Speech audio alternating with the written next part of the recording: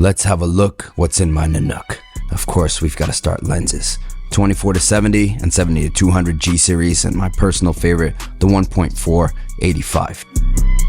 We've got V-Lock batteries and all the grip for the FX6, which is the star of the show. The best camera on the market, hands down. At me if you think otherwise. It's absolutely clutch how modular this case is, and allows you to put everything away in the right place, like these cards here. Now we have the A7R for photos, some more grip, and some more batteries. You can never get enough batteries.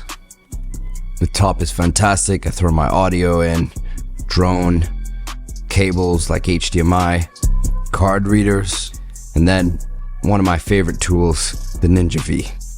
Of course, on these kinds of shoots, I need my laptop, and the perfect space is the lid organizer on top. Clap.